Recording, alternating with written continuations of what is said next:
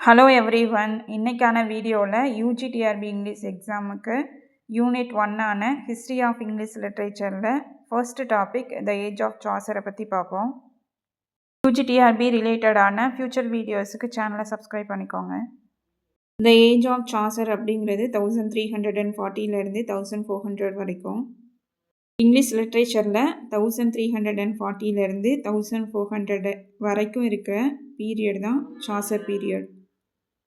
பீரியடுக்கு ஏன் Chaucer period name வந்துச்சுன்னா, அப்போது இருந்த ரைட்டர்ஸில் ரொம்ப இம்பார்ட்டன்ட் அண்ட் ஃபேமஸ் இவர் தான்.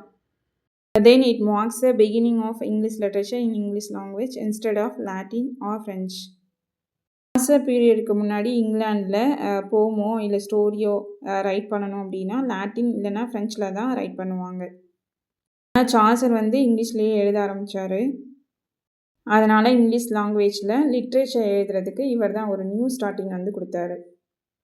இதுக்கு முன்னாடி லாட்டின் இல்லைனா ஃப்ரெஞ்சில் எழுதுறதுக்கு காரணம் என்ன அப்படின்னா, ஃபஸ்ட்டு நார்மன் கான்க்வெஸ்ட், அப்போது ஃப்ரெஞ்ச் லாங்குவேஜ் டாமினன்ட் பண்ணுச்சு. தென் லாட்டின் அஃபிஷியல் லாங்குவேஜாக இருந்துச்சு. ஸோ அதான் ரீசன்.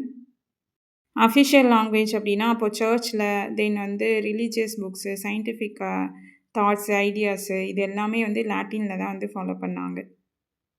அடுத்து இந்த பீரியடோட ஹிஸ்டாரிக்கல் அண்டு கல்ச்சுரல் பேக்ரவுண்டை பற்றி பார்ப்போம். First 100 Years War. இது 1337 1453 வரைக்கும் நடந்துச்சு. இந்த வார் ஃப்ரான்ஸுக்கும் இங்கிலாண்டுக்கும் நடுவில் 100 வருஷமாக நடந்துச்சு. இந்த ஃபைட்டில் இங்கிலாந்து பீப்புள் என்ன பண்ணாங்க அப்படின்னா, நாங்கள் ஃப்ரெஞ்சுக்காரங்க இல்லை இங்கிலீஷு அப்படின்னு சொல்லிட்டு அவங்களுக்குன்னு ஒரு ஐடென்டிட்டி வளர்த்துக்கணும்னு நினச்சாங்க. ஸோ அதனால் ஃபைட் பண்ணாங்க ஃப்ரான்ஸை அப்போஸ் பண்ணி. ஸோ இதுதான் பேஸ். எதுக்கு அப்படின்னா இங்கிலீஷில் எழுதணும் அப்படிங்கிறதுக்கு பேஸு. இதுக்கு முன்னாடி ஃப்ரெஞ்ச் லாங்குவேஜ்லேயும் லாட்டின் லாங்குவேஜ்லேயும் தான் எழுதிட்டு இருந்தாங்க. நெக்ஸ்ட் ஒரு இம்பார்ட்டன்ட் இன்சிடென்ட் பிளாக் டெத். இது 1348 1350 வரைக்கும் நடந்துச்சு. இது ஒரு மிகப்பெரிய டிசீஸு. இதில் half ஆஃப் த பீப்புள் இறந்து போயிட்டாங்க. இதனால் ஃபார்மிங் பண்ணுற ஒர்க்குக்கு ஆள் இல்லாமல் போனாங்க. ஸோ அதனால் ஃபார்மர்ஸ் என்ன பண்ணாங்க அப்படின்னா நிறைய சம்பளம் கேட்க ஆரம்பித்தாங்க. இதுதான் ஃபியூடலிசமாக கொஞ்சம் கொஞ்சமாக ஒழிக்க ஆரம்பித்ததுக்கு ரீசனாக இருந்துச்சு. சாசர் மாதிரி இருக்க ரைட்டர்ஸ்லாம் அவங்களோட ஸ்டோரியில் சொசைட்டியில் நடக்கிற விஷயங்களை அப்படியே எழுதுறதுக்கு இந்த மாதிரி இன்சிடென்ட்ஸ் ரொம்ப ஹெல்ப் பண்ணுச்சு. தென் பெஷன்ஸ் ரிவோல்ட். இது 1381 நடந்துச்சு. பிளாக் டெத்துனால வந்த கஷ்டம், அதுக்கப்புறம் மக்கள் மேலே நிறைய டேக்ஸ் போட்டாங்க. ஸோ இதெல்லாம் சேர்ந்து தான் எதுக்கு ரீசனாக இருந்துச்சு, எது வரதுக்கு ரீசனாக இருந்துச்சுன்னா பெஷன்ஸ் ரிவோல்ட் வரதுக்கு ரீசனாக இருந்துச்சு. இதில் ஃபார்மர்ஸ் ரிவோல்ட் பண்ண ஆரம்பித்தாங்க. இந்த ரிவோல்ட்டு தான் சொசைட்டியில் இருக்க சோசியல் கிளாஸ் இஸ்யூஸை வெளிச்சத்துக்கு கொண்டு வந்துச்சுன்னே சொல்லலாம். ஸோ இதில் சொசைட்டியில் ஏழை பணக்காரங்கன்னு இருக்காங்க அப்படிங்கிற தாட்ஸை ஐடியாஸை வெளிச்சத்துக்கு கொண்டு வந்துச்சு. ஸோ ரைட்டர்ஸுமே இந்த டிஸ்கிரிமினேஷனை பற்றி பேச ஆரம்பித்தாங்க அவங்களோட ஒர்க்ஸில். Then decline of a church authority. முன்னாடிலாம் இங்கிலாண்டில் சர்ச் அப்படின்னா ஒரு பெரிய அத்தாரிட்டி இருந்துச்சு. ஸோ இந்த பீரியடில் தான் அது கொஞ்சம் கொஞ்சமாக குறைய ஆரம்பிச்சுது. இதுக்கு ரீசன் என்ன அப்படின்னா, சர்ச்சில் நிறைய ஊழல் பண்ணாங்க. ஜான் வைட்லீஃப் அவர்லாம் என்ன பண்ணார் அப்படின்னா, பைபிளை லாட்டின்லேருந்து இங்கிலீஷ்க்கு டிரான்ஸ்லேட் பண்ணோம் அப்படின்னு சொன்னார். ஸோ அப்போ தான் நார்மல் பீப்புள் கூட பைபிளை படித்து அண்டர்ஸ்டாண்ட் பண்ணிக்க முடியும் அப்படின்னு நினச்சாரு. இதெல்லாம் தான் இங்கிலீஷ் லாங்குவேஜுக்கு ஒரு பெரிய ரெஸ்பெக்ட் கொடுத்துச்சு.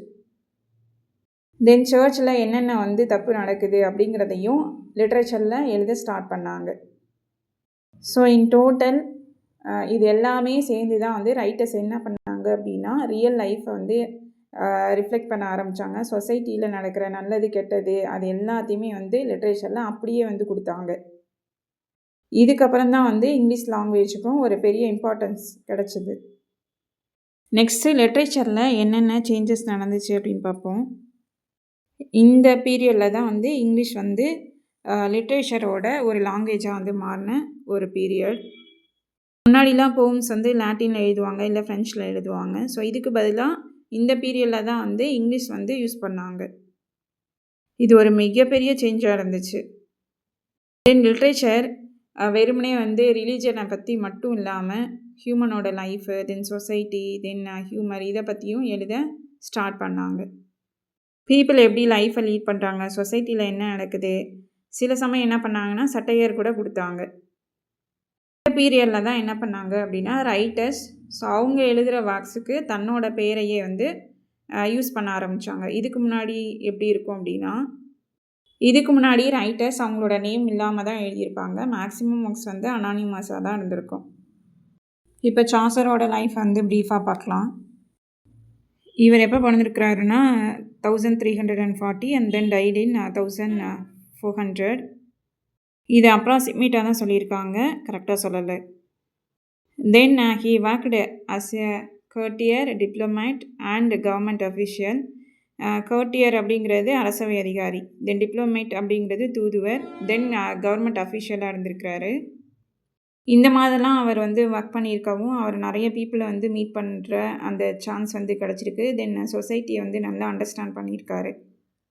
அது மட்டும் இல்லை, ஃப்ரான்ஸுக்கும் இட்டாலிக்கும் அவர் ட்ராவல் பண்ணியிருக்கிறாரு. ஸோ அங்கே இருக்கிற ஃப்ரான்ஸு இட்டாலியில் இருந்த யூரோப் லிட்ரேச்சர், ஸோ அது ரொம்ப இன்ஃப்ளூயன்ஸ் பண்ணுச்சு இவரை. அதை யூஸ் பண்ணி இவரோட ரைட்டிங்ஸில் நிறைய நியூ ஐடியாஸ் கொடுத்தாரு. இவர் வெஸ்ட்மினிஸ்டர் அபேயில் பரி பண்ணியிருக்காங்க, போயஸ் கார்னரில். இது ரொம்ப இம்பார்ட்டன்ட். ஏன்னா அங்கே தான் இங்கிலாண்டோட ரொம்ப இம்பார்ட்டன்ட் ரைட்டர்ஸ்லாம் என்ன பண்ணுவாங்கன்னா பரி பண்ணியிருப்பாங்க. நெக்ஸ்ட்டு இவரோட மேஜர் ஒர்க்ஸை பார்ப்போம். அதை 3 பீரியடாக பிரிச்சிருக்காங்க. First one French period. இந்த பீரியடில் இவர் ஃப்ரெஞ்சு லிட்ரேச்சர்னால் இன்ஃப்ளூயன்ஸ் ஆகிட்டு அது மூலயமா இவர் எழுத ஸ்டார்ட் பண்ணார். இந்த பீரியடில் தான் இந்த book of the duchess and romaunt of the rose எழுதியிருக்காரு. Next Italian period. இது இட்டாலியன் லிட்ரேச்சரில் இன்ஃப்ளூயன்ஸ் ஆகிட்டு எழுதின பீரியட். இதில் parliament of the fowls, the house of fame, then Troilus and Criseyde இதெல்லாம் எழுதியிருக்காரு. தென் இங்கிலீஷ் பீரியட். இதுதான் இவரோட மெச்சூர் பீரியட். இந்த பீரியடில் தான் ஃபுல் அண்ட் ஃபுல் இங்கிலீஷில் ரைட் பண்ண ஸ்டார்ட் பண்ணார். அவரோட கிரேட்டஸ்ட் ஒர்க்ஸ்லாம் இந்த பீரியடில் தான் ப்ரொடியூஸ் பண்ண ஆரம்பித்தார். அதில் ரொம்ப important the Canterbury tales. Canterbury tales depicts a cross section of society, realistic and humorous. cross section society அப்படின்னா அந்த பீரியடில் இருந்த எல்லா பீப்புளுமே, ரிச் பர்சன்ஸ், புவர் பீப்புள், தென் ரிலீஜியஸ் பர்சன்ஸ், மெர்ச்சன்ட்ஸு, சோல்ஜர்ஸு, ஃபார்மர்ஸ் இவங்களை பற்றி எழுதுறது. ரொம்ப ரியாலிஸ்டிக்காக போர்ட்ரே பண்ணியிருப்பார். ரியல் லைஃப்பில் பீப்புள் எப்படி இருப்பாங்களோ, எப்படி பேசுவாங்களோ அதை அப்படியே எழுதியிருப்பார். தென் ஹியூமரஸாகவும் எழுதியிருப்பார். இவரோட ஒர்க்கில் சட்டையர், விட்டி ரிமார்க்ஸ்லாம் இருக்கும்.